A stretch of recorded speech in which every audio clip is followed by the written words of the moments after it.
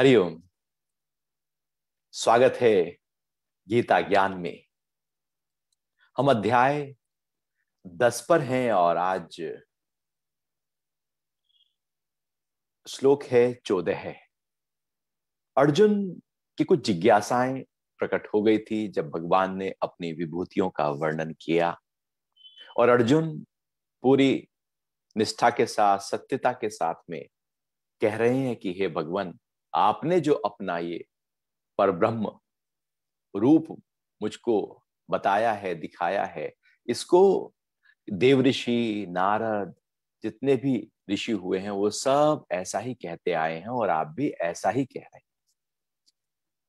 तो ये अर्जुन के अंदर एक भाव उठा था, क्योंकि अर्जुन अभी खुद भगवान के रूप को जाना नहीं है, उनकी विभूतियों को जाना नहीं है, वो केवल मानने की बात कर रहा है। उसी श्रृंखला में आगे 10वें अध्याय के 14वें श्लोक में अर्जुन कह रहे हैं कि हे केशव, आप मुझे जो कुछ भी कहते हैं मैं उन सबको सत्य मानता हूं। हे भगवान, आपके स्वरूप को तो ना देवता जानते हैं और ना ही दानव। तो आप जो भी मुझे कहते हैं मैं सबको सत्य मानता हूं।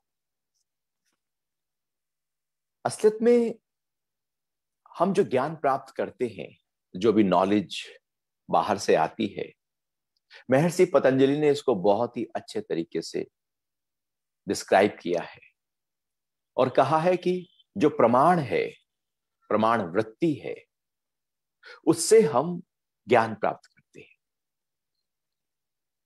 प्रमाण में 3 प्रकार के प्रमाण होते हैं। एक होता है प्रत्यक्ष, कि जैसे हमने डायरेक्ट कोई नॉलेज ग्रहण की, आंख ने किसी को देखा, कान ने कुछ सुना सीधा, नाक ने कुछ सूंघा सीधे तौर पर, और त्वचा ने सीधे तौर पर ठंडी गर्मी का, कोमल है कठोर है, उसका अनुभव किया।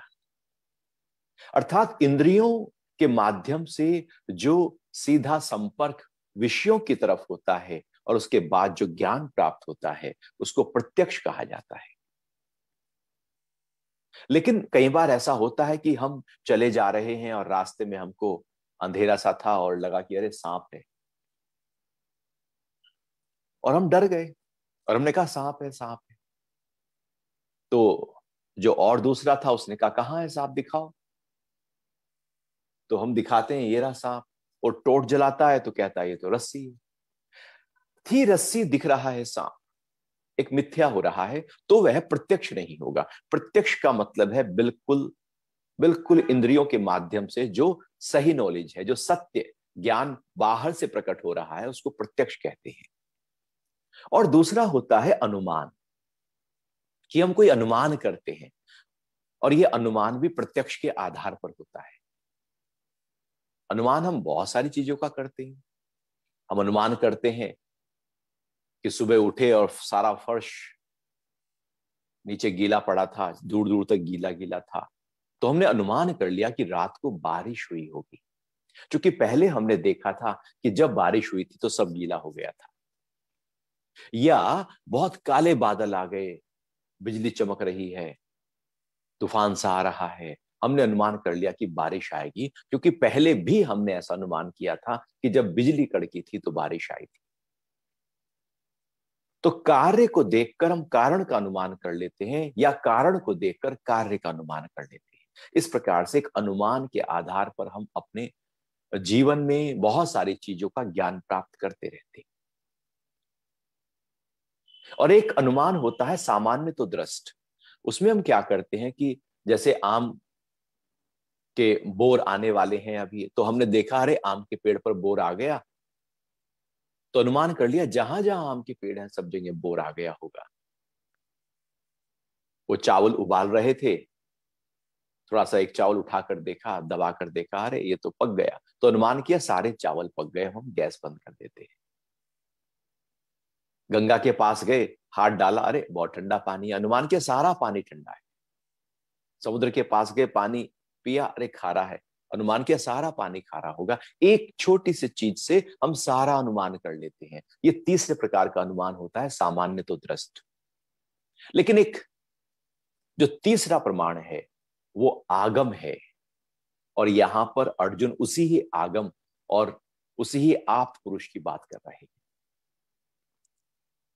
आप्त पुरुष का मतलब है, आगम प्रमाण का मतलब है कि वेदों को, उपनिषदों को, जितने भी सत शास्त्र लिखे गए हैं, हम गीता पढ़ रहे हैं, ये हम नॉलेज ले रहे हैं।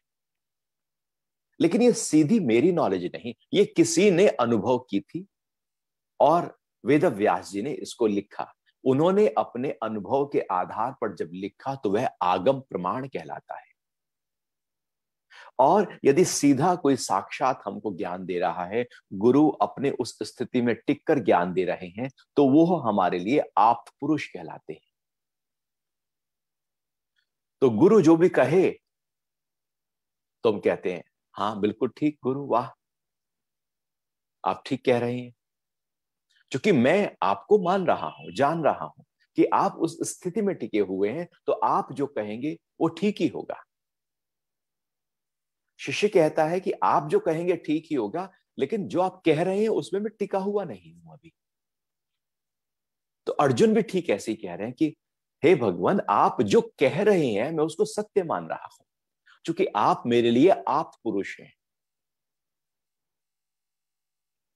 आप्त पुरुष का मतलब है जो उसकी जो स्थिति है, उस स्थिति को वो बयां कर रहा है, जिसमें कोई झूठ नहीं, कोई फरेब नहीं, कोई स्वार्थ नहीं, कोई अहंकार नहीं, कोई आसक्ति नहीं। पूरी तरह से भीतर की जो दिव्यता है वो जो प्रकट करता है गुरु, तो वह आप पुरुष हो जाता है। तो यहां पर अर्जुन कह रहे हैं कि आप मुझे जो कुछ भी कहते हैं, मैं उस सब को सत्य मानता हूं। अब बहुत ही अच्छी तरीके से अर्जुन ने बात रखी कि मैं सत्य मानता हूं।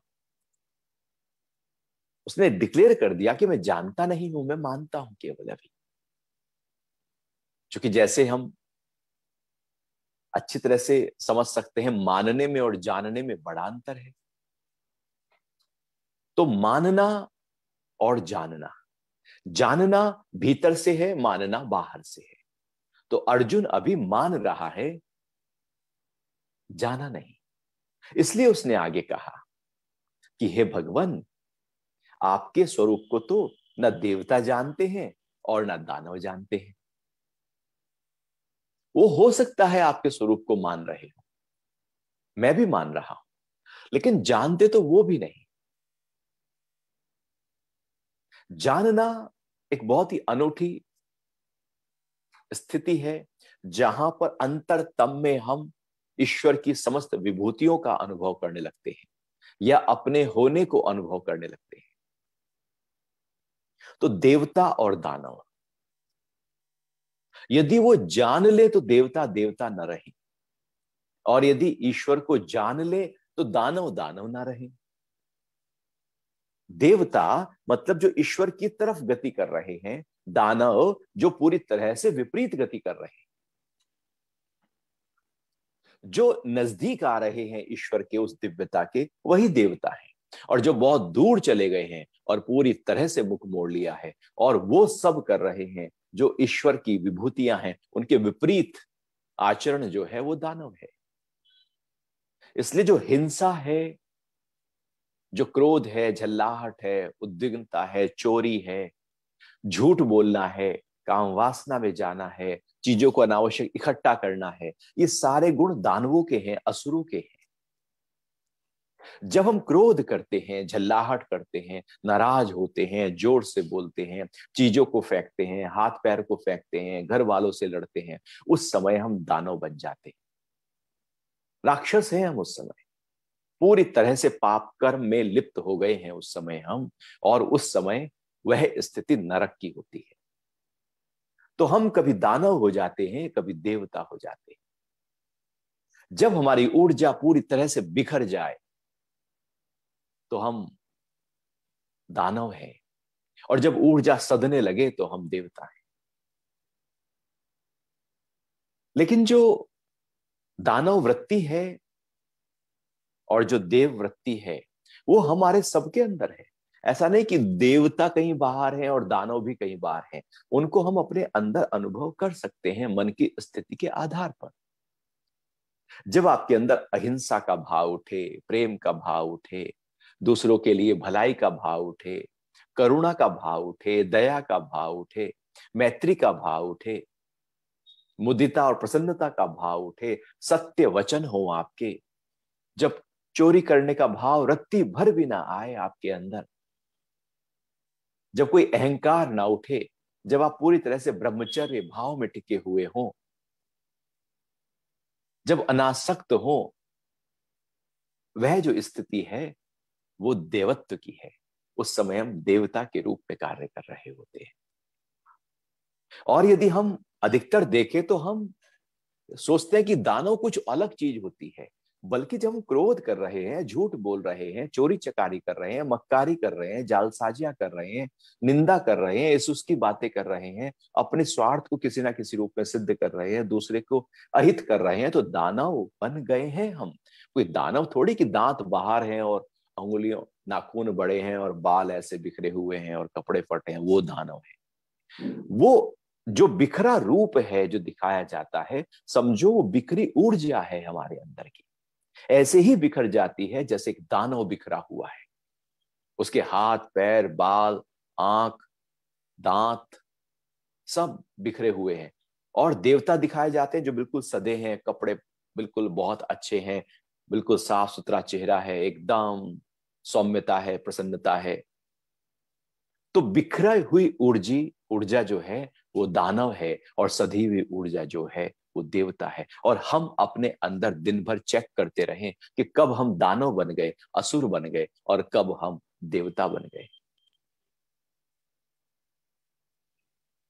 और कोशिश करें कि आप, चूंकि देवता भी उस ईश्वर को जो यहां पर भगवान बात कर रहे हैं वो देवता भी नहीं जान सकते, लेकिन वो उस और है, वो एनर्जी को साधे हुए हैं। और सधी हुई एनर्जी जब लगातार अंतर्मुखी यात्रा करेगी तो वह वो जो देव भाव है वो उस ईश्वर तत्व को अनुभव कर सकता है। और जो दानव है वो भी यदि ऊर्जा को व्यवस्थित करके, अंतर्मुखी करके और पूरी तरह से अपने भीतर जुड़ जाए तो वो भी अनुभव कर सकता है। अब उस समय वो दानव नहीं रहा क्योंकि ऊर्जा सद गई, और उस समय वो देवता नहीं रहे क्योंकि उनका ध्यान भी परमात्मा की ओर हो गया। तो भगवान का जो स्वरूप है उसको ना देवता जान सकते हैं ना दानव जान सकते हैं। दोनों ही स्थितियों से हमें ऊपर उठना होगा। एक होती है क्लिष्ट वृत्तियां, एक होती है अक्लिष्ट वृत्तियां। एक होती है जो बांधने का काम करती हैं, एक होती है जो मुक्ति के लिए कार्य करती है। हमारे मन में वो भाव जो हमें ऊपर की तरफ ले जाए, ऊर्ध्वगामी करे, चेतना को परम चेतना की तरफ लेकर जाए, वो वृत्तियां अक्लिष्ट होती हैं, अर्थात वो देवत्व की तरह है। और एक वृत्तियां ऐसी होती हैं जो हमें बांधती हैं, जो काम क्रोध लोभ मोह आसक्ति और स्वार्थ में बांध रही हैं, जगत से जकड़े हुए हैं। वो सब क्लिष्ट वृत्तियां होती हैं, उनको दानव वृत्ति कहते हैं। तो यहां पर कह रहे हैं कि जो दानव वृत्ति में है और ये देवता वृत्ति में है, दोनों ही जो है वो आपके स्वरूप को नहीं जान सकते, क्योंकि अभी वृत्ति है। जो वृत्ति ही ना रहे, योगस चित्त वृत्ति निरोधः, जब चित्त की सारी वृत्तियों का ही नाश हो जाए, तब जो दृष्टा है वो अपने स्वरूप में आता है। और जब दृष्टा अपने स्वरूप में आता है, हम अपने रूप में आते हैं, हम अपनी चेतना को अनुभव करते हैं, तभी परम चेतना को अनुभव किया जा सकता है, उससे पहले नहीं किया जा सकता। वृत्तियों में उलझा हुआ व्यक्ति चेतना के गहरे स्तर पर नहीं जा सकता, क्योंकि वो तो वृत्तियां तो समुद्र की लहरों की तरह होती हैं। समुद्र की गहराइयों से कोई उसका लेना देना है नहीं। तो वृत्तियां मन में जब दौड़े तो भीतर जो मेरे आत्म तत्व, जो चेतना का केंद्र बह रहा है, उससे हमारा संपर्क नहीं हो पाता, क्योंकि हम तो परिधि में जी रहे होते हैं, हम तो बहुत ही बाहर के स्तर पर जी रहे होते हैं। ईश्वर को जानने के लिए केंद्र में आना होगा। लेकिन अभी हम परिधि में इंद्रियों और मन के स्तर पर जी रहे। तो जो बाहर की परिधि में है किसी भी स्तर पर, भले वो केंद्र के बिल्कुल नजदीक परिधि हो जो देवत्व है, और केंद्र के बहुत दूर परिधि है जो दानव है, दोनों ही आपको नहीं जान सकते। तो इस तरह से अर्जुन ने कहा, मैं तो केवल आपकी बात को सत्य मान रहा हूं, लेकिन जानना तो ना दानवों के वश की बात है, ना देवताओं की वश की बात है। मैं भी अभी जानना थोड़ी हूं, मैं तो माना ही। आगे 15वें श्लोक में थोड़ा और अर्जुन अपनी बात को पेश कर रहे हैं। गुरु से हम कैसे बात करते हैं, ये पता लग जाता है कि हमारे अंदर की स्थिति क्या है। शब्द से पता लगता है कहां खड़े हैं। गुरु जान जाते हैं किस स्थिति से चेतना कौन से स्तर पर बह रही है, कौन से चक्र में गति कर रही है। इसलिए लेन देन जो गुरु से जो प्रश्न उत्तर हैं, चाहे वो अष्टावक्र और जनक का संवाद हो, चाहे वो योग वासिष्ठ में वशिष्ठ जी के साथ में राम का संवाद हो, चाहे वो अर्जुन और भगवान श्री कृष्ण का संवाद हो, ये संवाद की प्रक्रिया गुरु जो है शिष्य को अपनी स्थिति तक ले आते हैं, उठाते चले जाते हैं। संवाद के माध्यम से एक स्टेप ऊपर, उस स्टेप ऊपर, धीरे धीरे धीरे धीरे उसकी चेतना ऊपर के स्तर पर बढ़ती चली जाती है। लेकिन यहां पर जरूरी हो जाता है कि शिष्य पूरी तरह से एकदम जो अंदर की स्थिति है वो बयां करे। वो लाग लपेट ऊपर ऊपर की बातें नहीं करे। यदि ऊपर की वो बात कर रहा है, जो वास्तविकता है, क्योंकि गुरु से हम जो बात करते हैं वो बात अध्यात्म की कम होती है, लेकिन जो हमारे शास्त्र सिखा रहे हैं, अर्जुन के प्रश्न सिखा रहे हैं, शुरू में तो वो मोह की बात कर रहा था, लेकिन जब भगवान ने उसको ज्ञान देना शुरू किया तो अब अर्जुन के जो प्रश्न है वो बहुत ही ऊंचे स्तर के प्रश्न हो जाते हैं। जैसे जैसे प्रश्न ऊपर का स्तर होता चला जाता है, उत्तर भी उसी स्थिति के अनुसार ऊपर का आता चला जाता है। फिर क्या होता है, उत्तर ऊपर आया तो फिर जो शिष्य है वो प्रश्न जो है उसके ऊपर का करेगा, फिर गुरु उससे ऊपर का उत्तर देगा, फिर उससे ऊपर का प्रश्न होगा। इस तरह से धीरे धीरे वो जो शिष्य है, गुरु धीरे धीरे उसकी कॉन्शियसनेस को ऊपर ऊपर और गहराई और गोपनीय और रहस्य तथ्यों का ज्ञान देना शुरू कर देते हैं, जब उसकी जिज्ञासा प्रकट होती है। यदि जिज्ञासा ही नहीं है तो फिर गुरु भी कहता है ठीक है ना, यदि ये घर गृहस्थी की प्रश्न करने हैं तो ठीक है, हम इनका ही आंसर कर देते हैं, आप इसमें खुश रहो। तो शिष्य उसमें खुश रहने लगता है। इसलिए फिर वो अध्यात्म की ऊंची गहराइयों को अनुभव नहीं कर पाता। शिष्य अर्जुन जैसा चाहिए, शिष्य जनक जैसा चाहिए, शिष्य राम जैसा चाहिए, तो एकदम ऊंचे स्तर पर प्रश्न आने से उत्तर ऊंचे होते चले जाते हैं। तो यहां पर अर्जुन बिल्कुल जो अंदर की स्थिति है उसकी बात कर रहे हैं, बिल्कुल एकदम कोई लाग लपेट नहीं, कोई ऐसी बात नहीं कि मैं छुपा लूं और मैं गुरु को कह दूं कि मेरी स्थिति तो ऊंची हो गई और गुरु मुझे कुछ मानने लगे। वाह क्या बात है। अब अर्जुन घर गृहस्थी की बात नहीं कर रहा है। अब अर्जुन परिवार की बात या युद्ध की बात नहीं कर रहा है। अब अर्जुन साम्राज्य के विस्तार की बात नहीं कर रहा है। अब अर्जुन बात कर रहा है उस दिव्यता की, उस विभूति की, उस ईश्वर को जानने की बात कर रहा है। महाभारत का युद्ध खड़ा है और ऐसे में ये ज्ञान चल रहा है। मोह से निकलते ही अर्जुन ऊंची स्थिति पर, क्योंकि गुरु के ऊपर निर्भर करता है कि कैसे करते हुए वो, यदि शिष्य साथ दे रहा है तो ऊर्जा की ऊंचाइयां, चेतना की ऊंचाइयों का अनुभव होने लगता है। तो गुरु का संवाद जब शिष्य का होता है तो बहुत ही गहन होना चाहिए। बहुत ही गहरे स्तर पर अंदर जो छिपा पड़ा है, जो ग्रंथियां हैं, वो खुलने चाहिए। और यदि नहीं खुली, ऊपर ऊपर की बात की, तो समय बीत जाएगा, गुरु का सानिध्य बेकार हो जाएगा। और हम अक्सर सानिध्य को बेकार ही कर लेते हैं। जब कभी सानिध्य मिले तो अंदर की सारी गंदगी उड़ेल दो और कोशिश करो कि वो दिव्यताएं हमारे भीतर समा जाएं। ये सही प्रकार से गुरु का दर्शन है, ये गुरु के वचनों पर चलना है।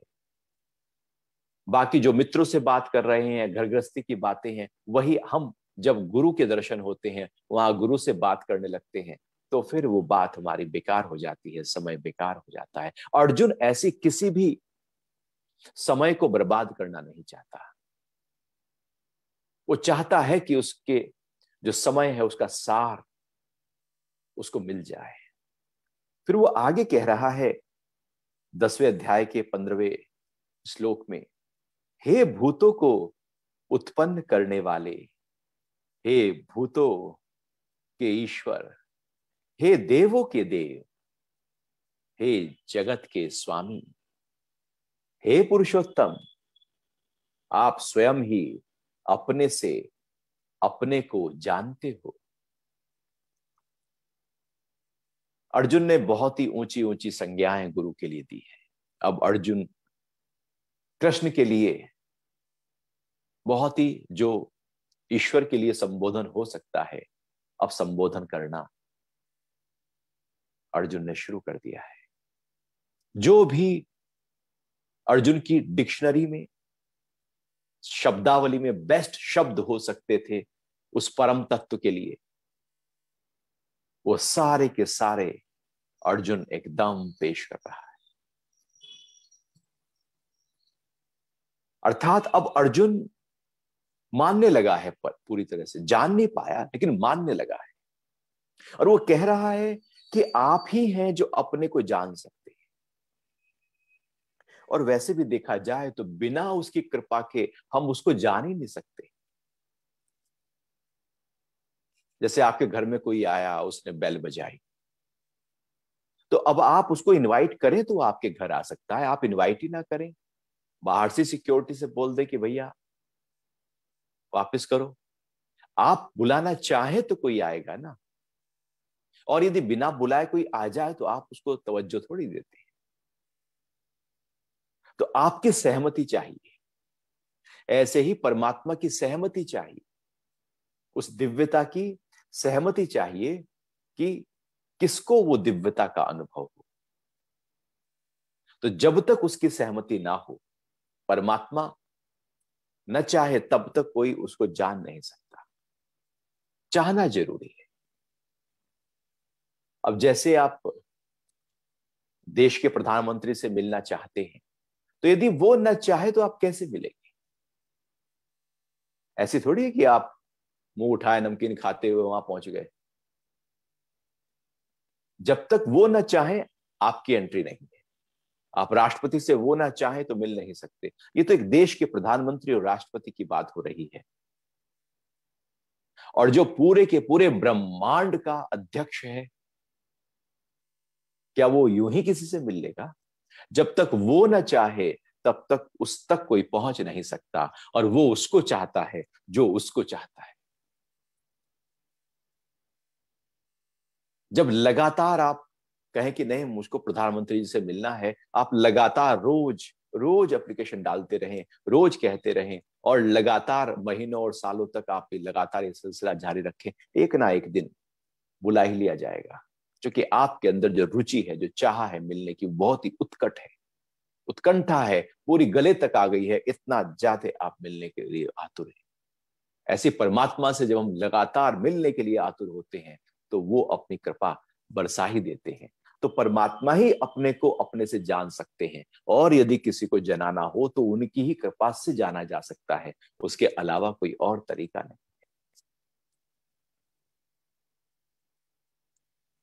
फिर आगे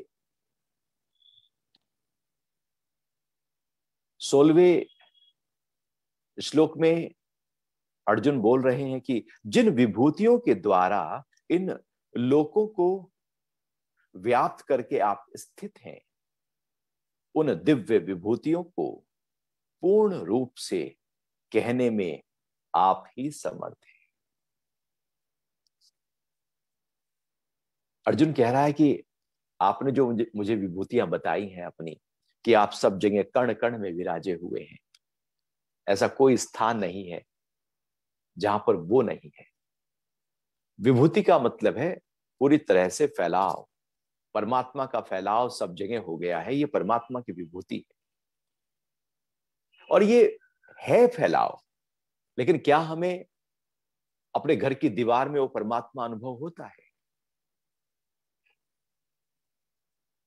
क्या होता है? नरसिंह अवतार तो यही है कि खंबे में अनुभव हो रहा था, खंबे से निकला है। तो क्या हमें अनुभव होता है या हम उसे दीवार देखते हैं? विभूति है कि परमात्मा सब जगह है ही है, उस दीवार में है, उस खंबे में है, उस पत्ते में है। लेकिन हमारा नजरिया कुछ और है, उसके गहरे स्तर तक हम देख नहीं पाते, इसलिए उस विभूति को हम जान ही नहीं पाते। तो ये जो परमात्मा की विभूति है, जो सारे में पूरी तरह से व्याप्त है, पूरे सृष्टि में, अर्जुन कह रहे हैं कि ये विभूति केवल आप ही कहने में समर्थ है। आप ही बता सकते हैं कि आपकी विभूतियां क्या हैं, आप कहां कहां व्याप्त हैं। मुझे कैसे पता कि आपकी क्या विभूति है? मैं जान नहीं पा रहा, मैं सुन तो रहा हूं, लेकिन सुनने से और जानने में बहुत अंतर होता है।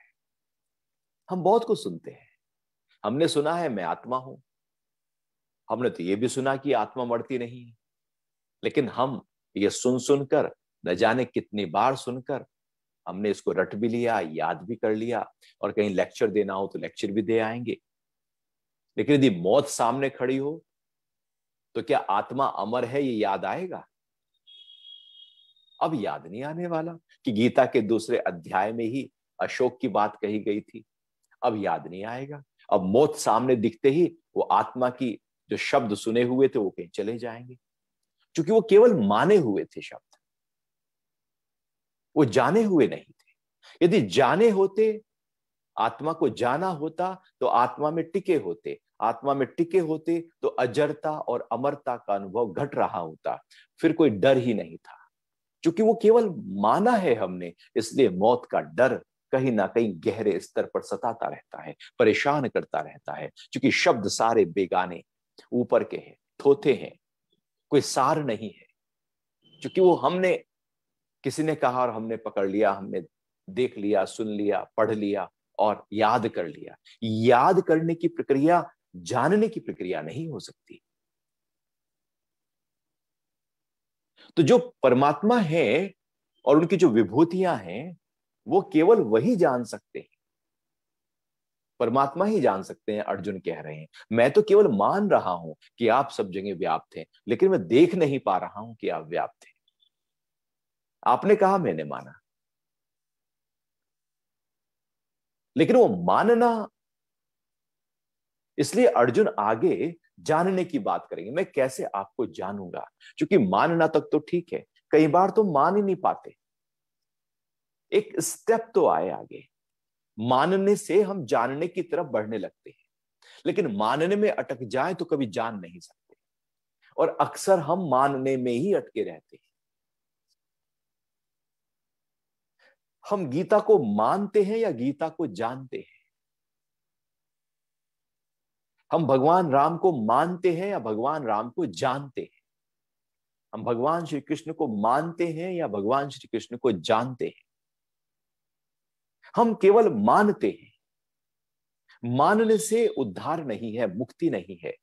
वो कॉन्शियसनेस, कृष्णा कॉन्शियसनेस हमारे भीतर अवतरित नहीं हो पाएगी, क्योंकि मान्यताओं के आधार पर परिवर्तन नहीं होता, ज्ञान के आधार पर परिवर्तन होता है।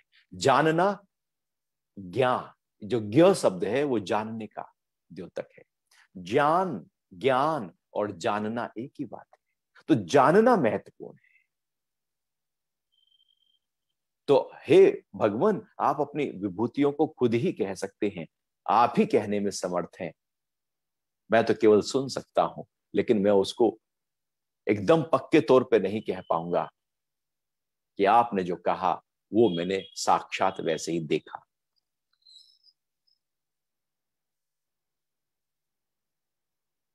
फिर आगे 17वें श्लोक में अर्जुन फिर आगे बात कर रहे हैं कि हे योगेश्वर,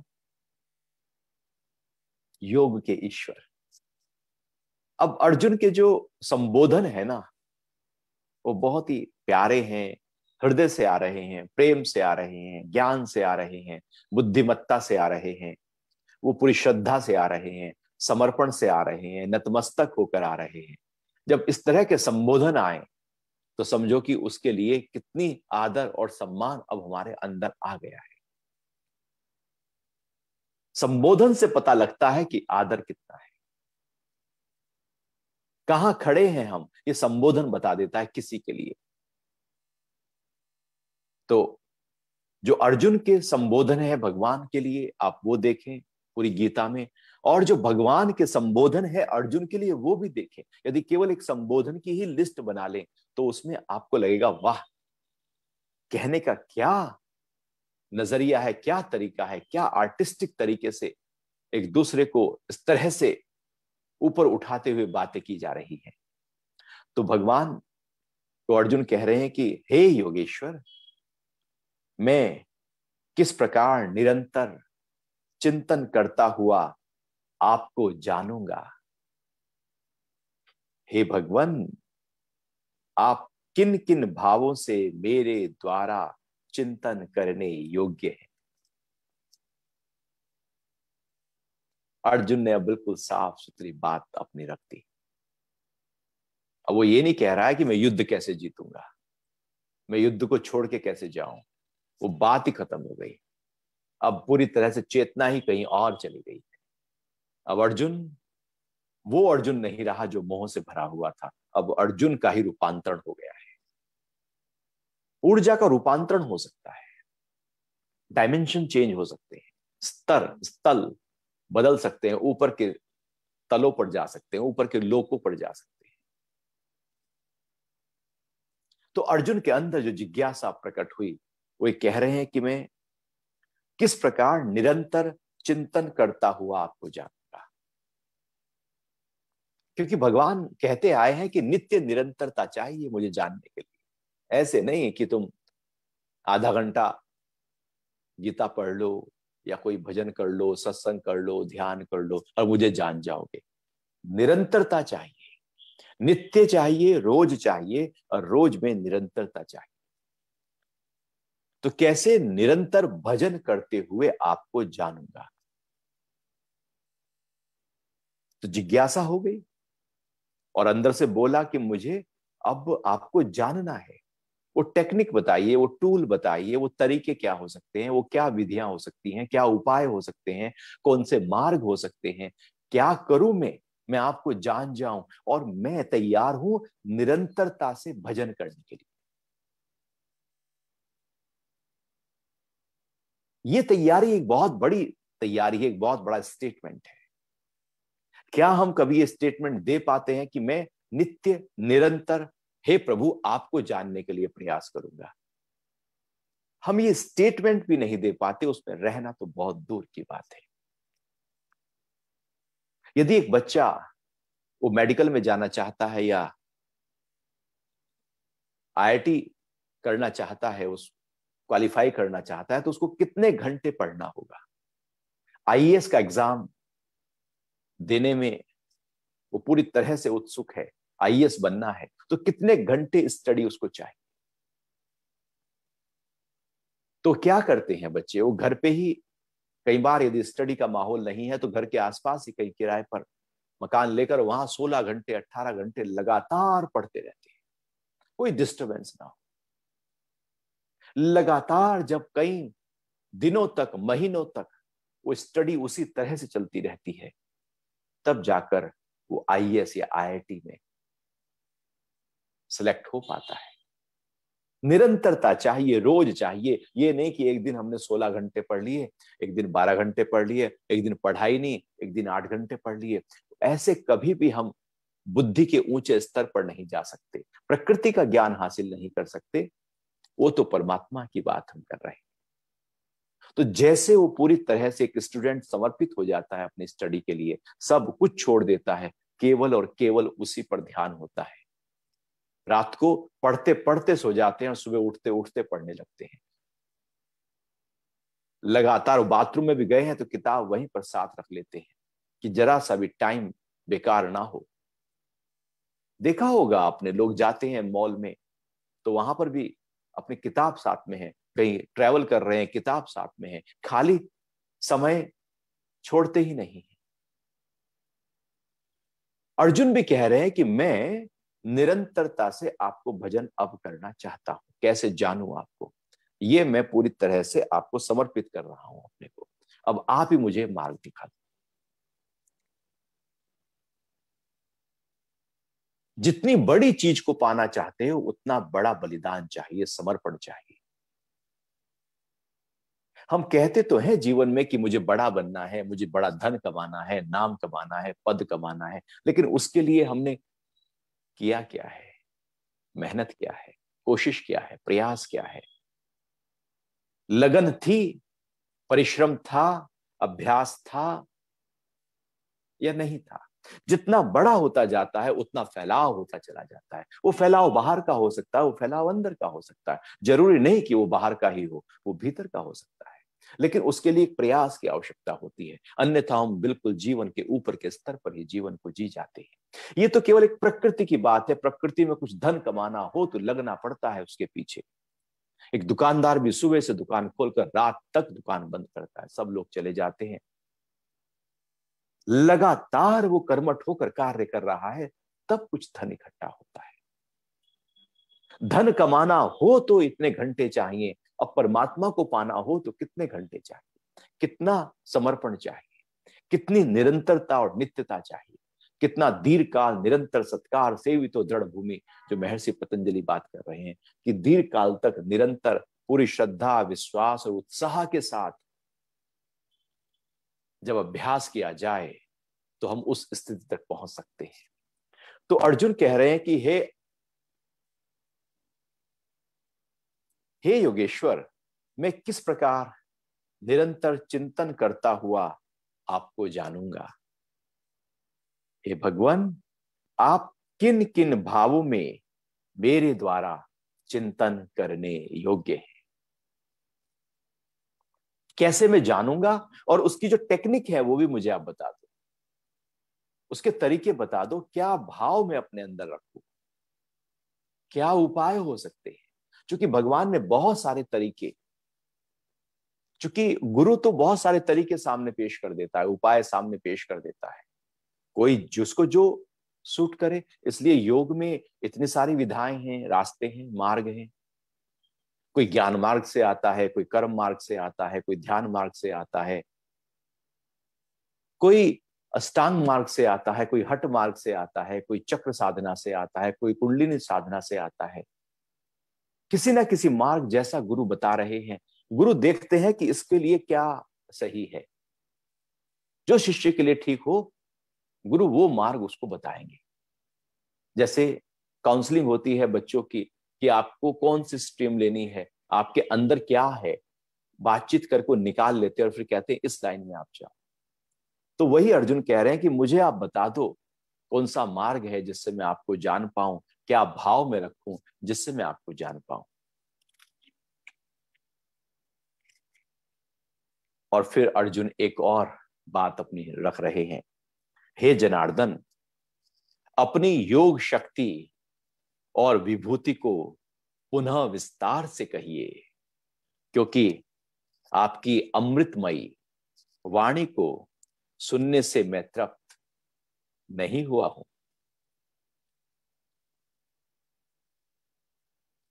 हे जनार्दन, अपनी योग शक्ति और विभूति को, जैसे भगवान ने पहले भी कहा था मैं अपनी योग शक्ति को और विभूति को तुझको बताऊंगा, वही ठीक वही शब्द अर्जुन भी फिर से कह रहे हैं कि आप अपनी योग शक्ति को और अपनी विभूति को फिर से मुझे कहिए। कई बार ऐसा होता है कि जब गुरु कुछ कह रहे होते हैं तो शिष्य उस स्तर पर नहीं होता और वो गुरु की बात आई गई हो जाती है, वो इधर उधर से निकल जाती है, वो पता ही नहीं लगता गुरु ने क्या बड़ी बात बोल दी। वो फिर दोबारा सुनना चाहता है। और अर्जुन भी अब दोबारा उसी बात को सुनना चाहते हैं और गहराई से सुनना चाहते हैं, क्योंकि अब अर्जुन भान गए हैं, जान गए हैं कि ये ईश्वर है। अब और अलर्टनेस आ गई है और एकाग्रता अंदर प्रकट हो गई है और फोकस माइंड होकर अब अर्जुन सुनना चाहता है। पहले उतना फोकस नहीं था। जैसे पहले तो अब तो हम टेप रिकॉर्डर कर लेते हैं, रिकॉर्ड कर लेते हैं और बाद में सुन सकते हैं। पहले ये सब वो कोई तरीका नहीं था।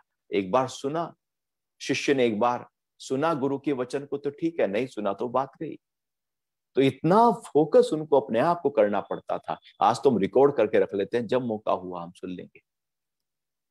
लेकिन पहले तो सुना पूरा और फिर उसको लिपिबद्ध किया जाता था, जो का त्यों लिखा जाता था। कितना ज्यादा एकाग्रता को डेवलप किया जा रहा होगा।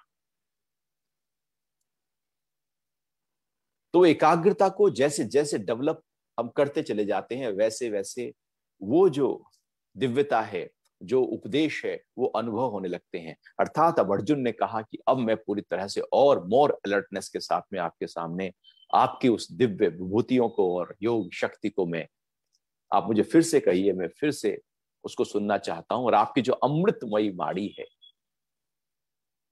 अभी तक अमृतमयी वाणी की बात नहीं की थी अर्जुन ने, अब उसको लगा कि ये तो दिव्य वाणी है, ये तो सीधी उस परम तत्व से बह रही है। अमृतवाणी मतलब वो शब्द जो परमात्मा के हैं, जो आत्मा के हैं, जो ऊंचे हैं, जो कभी जो है ही है, जो सत्य है लगातार हमेशा के लिए, वही अमृत है।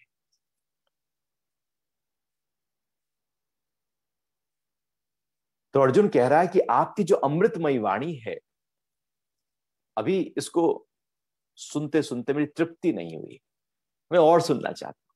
थोड़ा सा और बोले, थोड़ा और कहें, थोड़ा और बताएं, और गहरे स्तर पर अपनी विभूतियों को मुझे बताएं। अब अर्जुन को रस आने लगा है, आनंद आने लगा है, एकाग्रता उसकी बढ़ गई है। ऐसे ही होता है, गुरु की वाणी जब एकाग्रता पूरी बढ़ जाए तो हम चाहते हैं कि और सुने, और सुने, क्योंकि उसमें एक दिव्यता है और व्यक्ति अपने साथ को रिलेट करना शुरू कर देता है। जैसे ही व्यक्ति ने अपने साथ को रिलेट करना शुरू किया, बस बात बन गई। और नहीं तो अक्सर ऐसे भी होता है कि भीड़ है, सत्संग चल रहा है और लोग बैठे बैठे सो भी रहे हैं।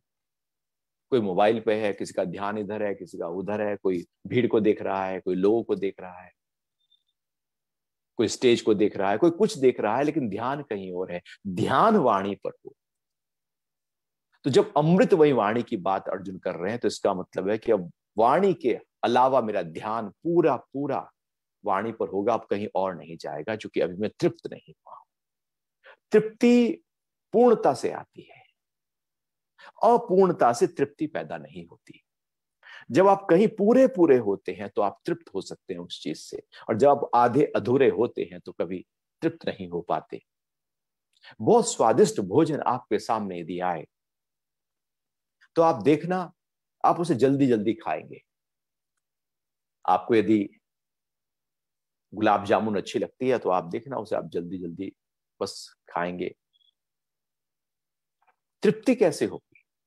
गुलाब जामुन जीभ को अच्छी लगती है, हमने जीभ को तो खिलाया नहीं, हमने तो पेट में भर दिया। यदि गुलाब जामुन का जरा सा टुकड़ा तोड़कर चम्मच से मुंह में रखो और मुंह में उस जीभ को तृप्त करने की कोशिश करो, उस मुंह में रखो, मुंह में रखो कुछ 10 सेकंड के लिए, 20 सेकंड के लिए, 30 सेकंड के लिए, 1 मिनट के लिए, 2 मिनट के लिए, घुमाओ मुंह में, सलाइवा को मिक्स करो, उसके स्वाद को अनुभव करो। कैसे वो मीठापन जो पहले बहुत ज्यादा मीठा अनुभव हो रहा था, धीरे धीरे उसका मिठास कम होनी शुरू हो गई है। और उसको चबाते जाओ। जीभ को चाहिए था ना, तो जीभ को ही तृप्त करो। चॉकलेट खानी है तो जीभ को खिलाओ। हम भर लेते हैं, जल्दी जल्दी खा लेते हैं, इसलिए जीभ कहती है और लाओ, क्योंकि वो तो तृप्त हुई नहीं, उसमें उसको तो आनंद आया ही नहीं, उसमें तो थोड़ी देर के लिए रखा गया था। यदि पूरा पूरा रखा होता तो बात कुछ और होती। तो जीभ को जब आप थोड़ा सा रसगुल्ला खिलाएंगे, गुलाब जामुन खिलाएंगे, तो उसके बाद जीभ तृप्त हो जाएगी और वो और की डिमांड नहीं करेगी, क्योंकि वो पूरी तरह से पूर्णता के साथ उस छोटे से ग्रास में भी थी। जब हम पूर्णता के साथ कहीं पर होते हैं तो तृप्त होने लगते हैं, और जब आधे अधूरे होते हैं तो अतृप्त हो जाते हैं। तो अर्जुन कह रहा है कि मैं अब पूरी तरह से आपकी वाणी को सुनूंगा। अभी तक मैं तृप्त नहीं हो पाया था, क्योंकि 100% में इतनी अवेयरनेस, इतना फुल, केवल आप ही की तरफ मेरी आंख टिकी हुई थी, वो नहीं था। थोड़ा बहुत कहीं ना कहीं किसी ना किसी रूप में मन 1-2%, 2-4% इधर उधर भी था, 100% आपकी तरफ नहीं था। अब मैं अपने आप को पूरी तरह से समर्पित करता हूं। अब मैं तृप्त होना चाहता हूं, अभी तक तृप्त नहीं हुआ हूं। हे भगवान, आप अपनी दिव्य वाणी को फिर से मुझे विस्तार से कहिए। तो इस तरह से ये लगातार अर्जुन की जो प्रश्न थे, जो श्लोक 12 से 10वें अध्याय में शुरू हुए थे, और लगातार उनकी जिज्ञासा अर्जुन की श्लोक 18 तक चली। अब भगवान अपने दिव्य विभूतियों का आगे विस्तार से वर्णन करेंगे, जिसकी चर्चा अब हम अगले सत्संग में करेंगे। अभी आपके कोई प्रश्न उठ रहे हो तो बात कर सकते हैं। नमस्कार सुरक्षित जी। हरिओम। हमारे सभी दर्शकों का स्वागत है। मैं हूँ आपके साथ लागू स्वामी। तो हमारे साथ कई सारे दर्शक जुड़ गए हैं। सुरक्षित जी, अनु जी हैं, सरोज जी हैं, प्रेरणा जी हैं, मंजू जी हैं, कवल किशोर जी, डॉली जी, सभी आपको नमस्कार कर रहे हैं। हरिओम हरिओम, तो सभी को प्रणाम। सबसे पहला सवाल पूछना चाहूंगी। हमारे दर्शक पूछ रहे हैं, क्या भगवान से कुछ भी अपने लिए मांगना हमें उनसे दूर करता है? क्या भगवान से मांगना हमें दूर करता है? नहीं, हम निर्भर करता है कि क्या मांगते हैं भगवान से। भगवान से भगवान को ही मांग रहे हैं, भगवान से भगवान की कृपा मांग रहे हैं, भगवान से भगवान की दया मांग रहे हैं, भगवान से भगवान की विभूति मांग रहे हैं, भगवान से भगवान की योग शक्ति मांग रहे हैं। हम मांग क्या रहे हैं? या हम मांग रहे हैं कि मेरे बच्चे का एडमिशन करा दो, मेरी नौकरी अच्छे लगा दो, मेरा घर में सब ठीक कर दो। वो आर्थी अर्थार्थी की स्थिति ठीक है, हम भगवान से तो मांगेंगे, और मांगेंगे किससे? लेकिन आखिर कब तक उन्हीं मांग में हम रहेंगे? कभी तो ऊंची मांग होनी चाहिए ना, कभी तो और आत्म संतुष्टि की बात होनी चाहिए ना। ये घर गृहस्थी में तो कुछ ना कुछ उलझन हमेशा लगी रहेगी। ऐसा कौन सा व्यक्ति है जिसके जीवन में दुख नहीं, समस्या नहीं, उलझन नहीं? तो यदि वो उलझन में ही उलझा हुआ है पूरा जीवन, तो क्या हम कभी भी उस परम चेतना का अनुभव कर नहीं पाएंगे? हमारी मांग बताती है कि हम टिके कहाँ हैं। यदि हम बार बार और केवल भगवान के पास जाते हैं और भगवान से कुछ मांगते हैं, तो भगवान कहते हैं ठीक है ना, तो उसमें खुश है तो ठीक है ना। इसलिए वो पहले भगवान ने कहा कि कुछ लोग हैं जो अर्थ की इच्छा से आते हैं, कुछ लोग हैं जो सांसारिक कष्टों को दूर करने के लिए मेरे पास आते हैं। तो मैं बस ठीक है ना, वो चाहते हैं ऐसा हो जाए तो वो ऐसा हो जाता है। उनका निश्चय, उनका संकल्प, उनकी श्रद्धा, प्रकृति उसके अनुकूल कुछ कर देती है। लेकिन केवल और केवल हम वही मांगते रहें तो फिर हम भगवान को थोड़ी चाह रहे हैं, भगवान से तो दूर ही हैं। केवल हम कहते हैं कि बस मुझे ये दे दो, भगवान भी कहता है चलो ठीक है ना, ये लेके खुश हो जाएगा। जैसे बच्चों को खिलौना दे देते हैं और बच्चे खुश हो जाते हैं खिलौना लेकर। तो भगवान को ही मांगो, भगवान को ही चाहो, तो बाकी जो है भगवान की प्रकृति है, भगवान की सृष्टि है। आपकी प्रकृति अपने आप सुलभ हो जाएगी। उसको मांगोगे, नीचे की अपने आप सुलभ हो जाएगी। नीचे का ही मांगोगे तो ऊपर कभी पहुंच नहीं पाएंगे। जी जी सुरक्षित जी। अगला सवाल है, दर्शक पूछ रहे हैं, सभी मनुष्यों का जीवन यदि ईश्वर की प्राप्ति है, तो जो कर्म हम कर रहे हैं जैसे नौकरी, व्यापार आदि, ये किस लिए है फिर? मनुष्य जन्म यदि ईश्वर की प्राप्ति है तो फिर नौकरी और व्यापार और परिवार की संभाल और क्यों करें? देखो, भगवान पहले भी कहते आए हैं कि बिना कर्म के तेरे शरीर का जो निर्वाह है वो हो नहीं सकता। अब हम जो नौकरी करते हैं उससे धन आता है, धन से घर, कपड़े, खाना, सारी व्यवस्थाएं, सुबह से लेकर रात तक आप उठे, आपने ब्रश किया, पेस्ट पैसे से आता है। आप नहा रहे हैं, पानी के लिए पैसे देने हैं। आप कपड़े पहन रहे हैं, कपड़े के लिए पैसे हैं, आप खा रहे हैं, खाने के लिए पैसे हैं, आप कहीं जा रहे हैं, ट्रक में, बस में, स्कूटर पे, जहां भी जैसे भी जा रहे हैं, उसके भी पैसे हैं। यहाँ सब कुछ पैसे से होता है। तो वो पैसा कमाने के लिए तो आपको कर्म करना ही होगा ना। तो हम जो कर रहे हैं वो अपनी व्यवस्था को बनाए रखने के लिए कर रहे हैं, लेकिन केवल उसी स्तर पर जीवन को जी जाए तो वो भी ठीक नहीं। अध्यात्म कहता है कि वो चलता रहे, घर चलता रहे, परिवार चलता रहे। कबीर भी सूत कात रहे थे, वो सब चलता रहेगा, लेकिन भीतर की स्थिति आप अंदर से ऊंची रख सकते हैं। आप वहां अटको नहीं, फंसो नहीं, बस कर्म से कर्म करो, निष्काम भाव से कर्म करो, और उन कर्म को अहंकार या आसक्ति के कारण से अपने साथ चिपका ना लो। अपने आप को भीतर से परमात्मा से जोड़कर रखो, दिव्यता से और चेतना से जोड़कर रखो, और बाकी दिन भर के सारे कार्य करते रहो। क्योंकि उससे परिवार का निर्वाह होगा, आपका निर्वाह होगा। तो वो भी नहीं तो खाली बैठ के भी क्या करोगे? यदि हम खाली हैं तो क्या करेंगे? जब हम खाली होते हैं संडे को तो क्या करते हैं? क्या परमात्मा का हम ध्यान रख पाते हैं? चलो, जिस दिन हम ऑफिस नहीं जा रहे हैं, छुट्टी है, उसी दिन आप सूर्य से लेकर शाम तक, इसलिए तो कहते हैं संडे, परमात्मा का दिन।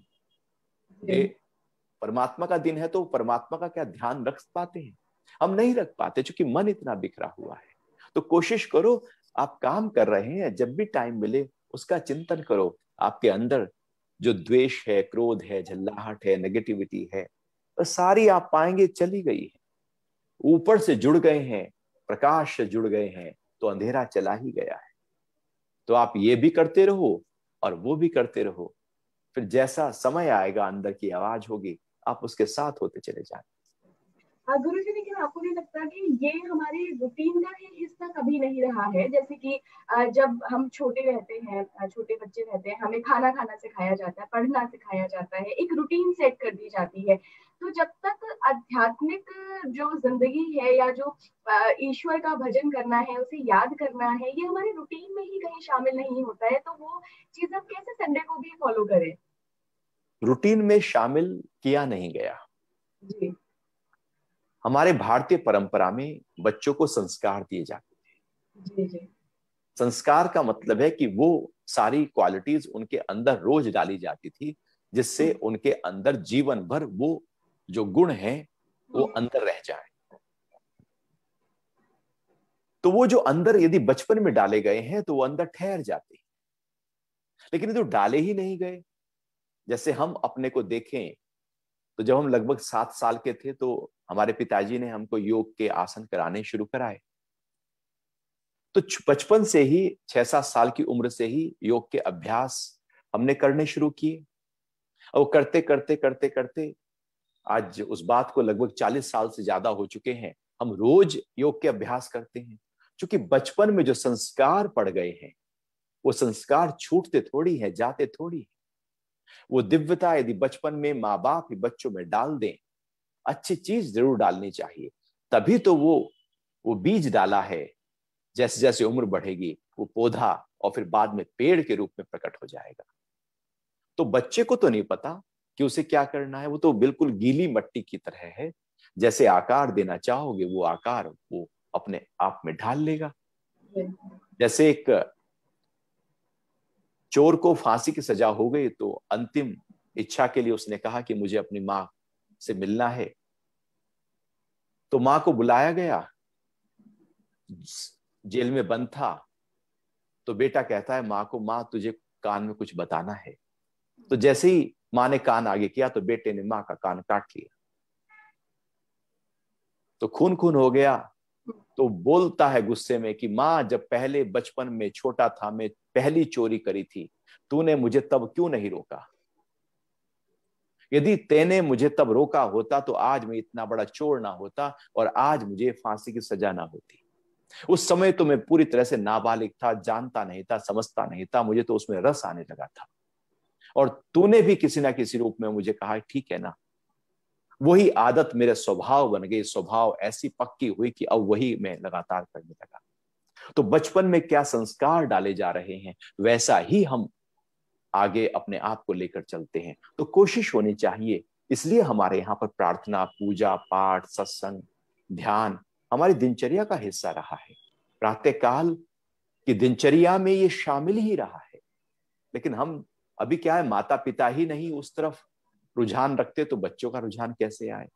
एक माहौल तो तैयार करना होगा, तो बच्चों के अंदर वो संस्कार हम डाल सकते हैं। और यदि वो संस्कार नहीं डाले तो गलती माता पिता की होती है, बच्चों का दोष नहीं है। यदि उनके अंदर वो संस्कार डालेंगे तो जरूर उस दिशा में आगे बढ़ने लगेंगे। तो यहाँ पर जिम्मेदारी माता पिता की, घर की और एक माहौल की हो जाती है कि कैसे परवरिश मिल रही है। जी बिल्कुल। एक और सवाल लेना चाहूंगी सुरक्षित जी।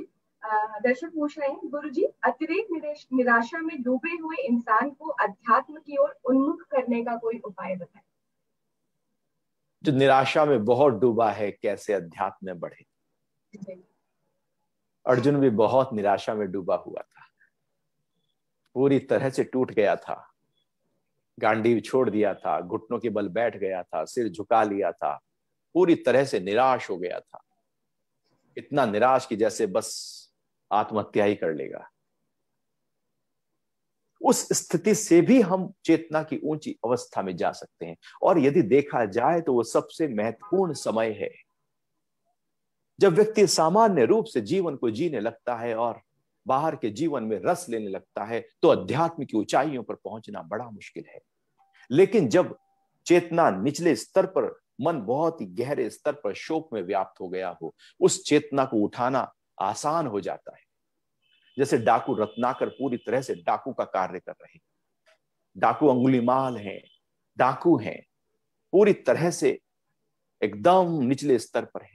नीचे स्तर की ऊर्जा को ऊंचे स्तर पर गुरु के माध्यम से ले जाया जा सकता है। तो ये जब निराशा है जीवन में, तो यहां पर बहुत सारी संभावनाएं हैं अपनी चेतना को ऊंचा स्तर देने की। ये ही तो है। अब पात्रता तैयार हो गई है। यहां पर यदि हम गुरु के माध्यम से ज्ञान को, चूंकि लेन देन के बिना केवल आप गीता को पढ़ लें, शास्त्र को पढ़ लें, तो वो पढ़ना एक तरफा होता है, वन साइडेड है। आपके अंदर जो चल रहा है वो चल ही रहा है, आपने ऊपर से कुछ शब्द अंदर डाले। लेकिन जब गुरु से संवाद होता है तो वहां पर 1 to 1 होता है। आप अपने अंदर की बातें कुछ कह रहे हैं और फिर गुरु उससे ऊपर की बात या वो जो ग्रंथि है उसको खोल रहा है, वो जो कचरा है वो निकाल रहा है। तो इस तरह से संवाद की प्रक्रिया, वो ऊर्जा के निचले स्तर जो था अभी, वो धीरे धीरे गुरु उसको ऊपर उठाते चले जाते हैं। तो ऐसा नहीं कि निराशा, घोर निराशा होने पर हमारी पात्रता नहीं रहती, बल्कि वो एक पात्रता और अच्छी बन जाती है। अब मट्टी फिर से गीली हो गई है, फिर से एक नया शेप दिया जा सकता है, क्योंकि अब व्यक्ति पूरी तरह से कहीं टूटा है। इसलिए अधिकतर टूटे हुए व्यक्ति संन्यास लेने लगते हैं। वो घर से, गृहस्थी से परेशान होकर पूरी तरह से अब अध्यात्म की तरफ जाने लगते हैं। जिसके जीवन में सारे सुख हैं, वो कहां याद करेगा उसको? इसलिए दुख में सुमिरन सब करें, सुख में करे ना कोई। जो सुख में सुमिरन करे तो दुख काहे को होए। तो हम दुख में तो याद कर लेते हैं, सुख में याद नहीं करते। अभी दुख है, ठीक है, याद करो, लेकिन गुरु चाहिए। और गुरु के माध्यम से वो जो कॉन्शियसनेस है वो धीरे धीरे धीरे धीरे ऊपर के स्तर पर बहने लगेगी। तो हो सकता है प्राणायाम की मदद हो सकती है। प्राणायाम के अभ्यास ऊर्जा को चैनलाइज कर सकते हैं, उसको बैलेंस कर सकते हैं। तो अनुलोम विलोम प्राणायाम, ये देखना होगा कि मन की कौन सी स्थिति है, शरीर की कौन सी स्थिति है, रोग क्या है, आयु कितनी है, बल क्या है, दिनचर्या क्या है। सब बातों को ध्यान में रखते हुए अब कोई प्राणायाम, विशेष प्राणायाम या कुछ ध्यान की टेक्निक या कुछ आसन जिससे ऊर्जा को चैनलाइज किया जाए, वो एक अभ्यास क्रम तैयार किया जा सकता है। और वो अभ्यास क्रम यदि आप आसपास अपने कोई मास्टर हैं, कोई गुरु हैं, उनसे समझें, सीखें, जानें और उसको इंप्लीमेंट करना शुरू करें, साथ साथ अध्यात्म और भक्ति योग का मार्ग अपनाएं, तो आप अपनी उस चेतना को ऊपर के स्तर पर ले जा सकते हैं। जी जी जी सुरक्षित जी, बिल्कुल।